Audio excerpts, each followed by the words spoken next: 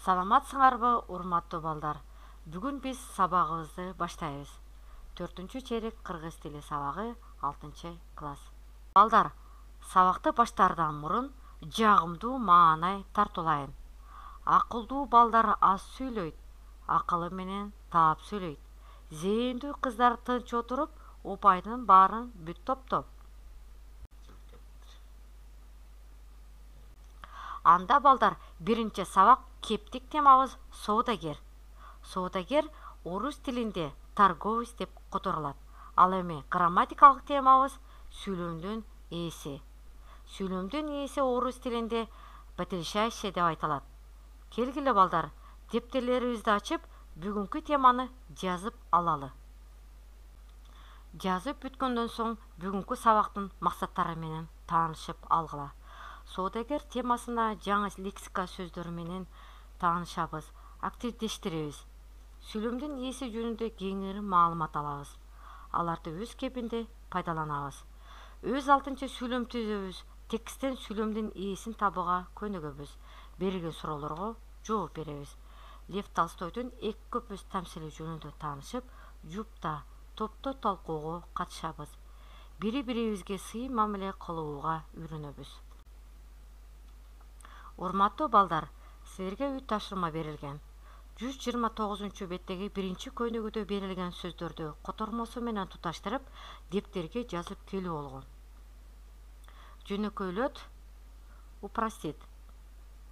Көпөс, купес. Сабаттуу, грамотный, грамотно. Алмаш, обменивать. Адистик, специальность. Байыркы замандан бери издревле. Алгач, сначала. Соода кыл, торговать. Соода сатык, торговля. Чыдамкай, терпеливый. Калк, население. Азаматсыңар балдар, үй тапшырманы жакшы аткарып келипсиңер. Балдар, сабакта өтүлүүчү жаңы лексика сөздөр менен таанышабыз. Кедей, бедный, бедняк. Шылтоо, отговорка. Кырсык, беда. Соодагер, торговец. Твердик көпөс, тверский купец. Сактап кой, сохрани. Катып кой, скрыть. Карчыга куш, ястреб. Сапардан кайтып кел, вернись из поездки. Мамиле, отношения. Эки эсе төлөө, платит дважды. Түшүнөт, понимает, поймет. Мына балдар, силер жаңы лексика сөздөр менен таанышып алдыңар. Сөздөрдү дептериңерге жазып алгыла. Эми балдар, грамматикалык темага көңүл бургула. Китебиңерден 131 бетти ачып, эсиңе тут рубрикасындагы таблицага көңүлүңөрдү бургула. Ким товарын калтырып кетет? Бир кедей товарларын калтырып кетет. Ким? Кедей. Ким анын товарларын сактап коймок болот? Көпөс анын товарын сактап коймок болот. Ким? Көпөс. Ким сапардан кайтып келет? Кедей көпөс сапардан кайтып келет. Ким? Кедей көпөс. Ким бай көпөстөн товарларын сурайт? Кедей көпөс бай көпөстөн товарларын сурайт. Ким?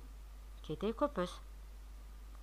Сүйлөмдөгү негизги ойду билдирип турган жана ким эмне, кимдер эмнелер деген суроолорго жооп берген сөздөр сүйлөмдүн ээси деп аталат. Ээнин ар түрдүү белгиси баяндооч аркылуу берилет. Сүйлөмдүн ээсинин асты бир түз сызык менен сызылат. Подлежащий – это главный член предложения, который обозначает предмет и отвечает на вопросы «кто», «что». Подчеркивается одной чертой. Мына балдар, жаңы теманы түшүнүп алдык. Балдар, таблицаны сызып, сүйлөмдөрдү жазып, сүйлөмдөгү ээлердин астын калем менен сызабыз. Балдар, китепте берилген биринчи көнүгүү боюнча топторду иштейбиз. Силер көпөс деген сөздү кандай түшүнөсүңөр? Балдар, көпөс деген сөз соода кылган адамды айтабыз. Ал адамдар кедей көпөс жана бай көпөс болушу мүмкүн. Көпөстөрдү кандай жолуктурса болот? Көпөстөрдү балдар биз соода сатык жерлеринен жолуктурсак болот. Азыркы мезгилде көпөстөр барбы? Ооба. Азыркы мезгилде көпөстөр бар. Алар соода сатык иштерин жүргүзүшөт. Азаматсыңар балдар, кийинки көнүгүү боюнча ойзеки иштейбиз. Экинчи көнүгүүдөгү сүрөттөрдү карап, эмне жөнүндө экендигин айтып бересиңер. Бул сүрөт Лев Толстойдун Эки көпөс тамсилинен алынган. Мында эки көпөс өз ара сүйлөшүп жатканын көрүп турабыз. Эки көпөстүн бири кедей көпөс, ал эми экинчиси бай көпөс. Экинчи сүрөттү карайбыз. Твер шаарындагы көпөс Афанасий Никитиндин эстелиги. Афанасий Никитин көпөс, жазуучу жана орустун белгилүү саякатчысы. Ал биринчилерден болуп Персия, Турция жана Индия жерлерине саякат кылып, тарыхка кирген. Афанасий Никитин 15-кылымдын ортосунда Твер шаарында төрөлгөн. Анын атасы жөнөкөй дыйкан адам болгон. Бирок Афанасий тез эле бутуна туруп, соода сатык иштерин жүргүзө баштаган. Ал жашынан көптөгөн шаарларды көрүп, соода мамилелерин орноткон.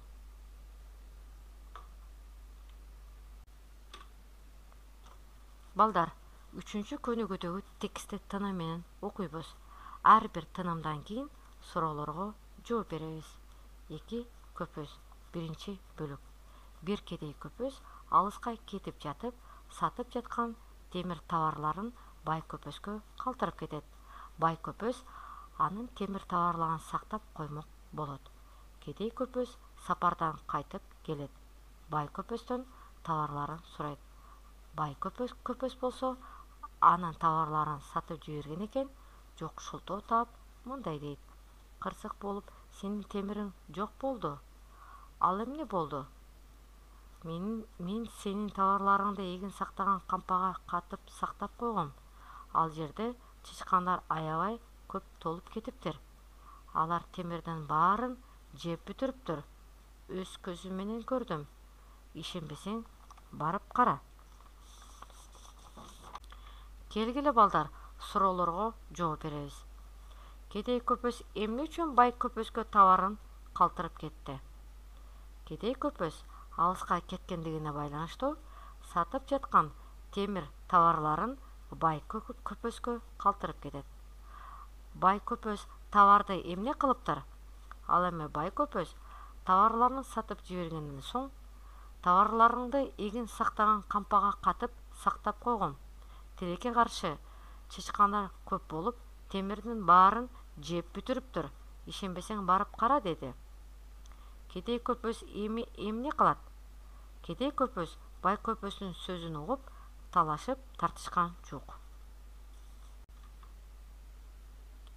Экинчи бөлүк. Кедей көпөс талашып тартышкан жок. Ал барып караганда эмне? Ишенем. Чычкандар дайыма темир кемиришет, мен билем. Кош, деп басып кетет. Ошентип кедей көпөс жолго түшөт. Көчөдө бай көпөстүн баласы ойноп жүргөнүн көрөт. Кедей көпөс баланы эркелетип, колуна алып, үйүнө көтөрүп кетет. Эртеси күнү бай көпөс кедей көпөскө жолугуп, баласы жоголгонун айтат. Кырсык болуп, менин балам жоголду. Сен көргөн жоксуңбу? Уккан жоксуңбу? Анда кедей көпөс айтат: ананчы, көрбөй эмне? Көрдүм. Кечээ сенин үйүңдөн чыгып баратып, өз көзүм менен көрдүм. Карчыга куш учуп келип, балаңдын ойноп жаткан жеринен көтөрүп кетти. Кана балдар, кийинки суроолорго жооп беребиз. Кедей көпөз байдын баласын эмне үчүн көтөрүп кетип калды? Кедей көпөз бай көпөздүн сөздөрүн уккандан соң көчөдө ойноп жүргөн баласын эркелетип, колуна алып үйүнө көтөрүп кетет. Бай көпөз эми эмне кылат? Эртеси күнү бай көпөз кедей көпөзгө жолугуп, баласы жоголгонун баяндайт. Анда кедей көпөз мындай дейт: "Сенин балаңды көрдүм. Кече сенин үйүңө чыгып бара жатып, балдар менен ойноп жаткан жеринен карчага куш учуп келип көтөрүп кетти" дейт. 3-бөлүк. Бай көпөз ачуусу келип, куш баланы алып кете алмак беле? Ушул айтканың уят го дейт. Чычкандар 100 пут темирди жесе, куш деле баланы көтөрүп кетет. Эмнеге таң каласың? Ошондо бай көпөз түшүнөт.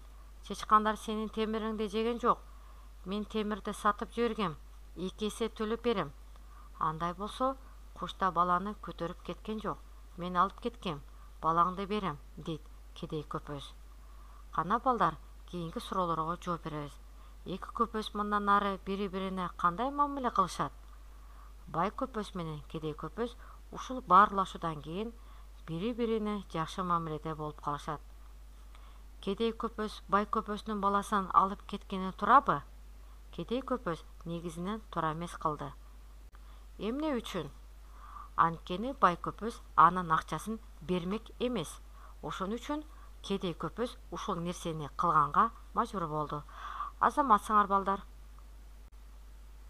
Эми балдар, өтүлгөн тема боюнча сабакты бышыктайбыз. Силер таблицада жайгашкан сүйлөмдөрдү көрүп турасыңар. Сүйлөмдөрдө толук сөздөр жазылган эмес. Таблицанын экинчи тарабында сөздөр жазылган. Бош калган жерлерге тийишелүү сөздөрдү коюп айтасыңар. Твер шаарындагы көпөз Афанасий Никитиндин эстелиги. Ал адамдар кедей көпөз жана бай көпөз болушу мүмкүн. Афанасий Никитин көпөз жазуучу жана орустун белгилүү саякатчысы. Сүйлөмдө негизги ойду билдирип турган жана ким, эмне, кимдер, эмнелер деген суроолорго жооп берген сөздөр сүйлөмдүн ээси деп аталат. Сүйлөмдүн ээсинин асты бир түз сызык менен сызылат. Эки көпөз тамсилин Лев Толстой жазган. Көчөдө бай көпөздүн баласы ойноп жүргөнүн көрөт. Карчага куш учуп келип, балаңды ойноп жаткан жеринен көтөрүп кетти. Чычкандар сенин темириңди жеген жок. Мен темирди сатып жибергем. Балдар, төмөнкү критерийлер менен баалаймын. Тапшырмаларды толук аткаруусу, суроолорго толук жооп берүүсү, активдүүлүгү менен. Үйгө тапшырма балдар, 5-көнүгү. Ушуну менен балдар, сабагыбыз өз жыйынтыгына келип жетти. Бүгүнкү сабакка катышып бергениңиздерге сиздерге ыраазычылык. Кийинки сабакка жолугушканга чейин сак саламатта туруңуздар.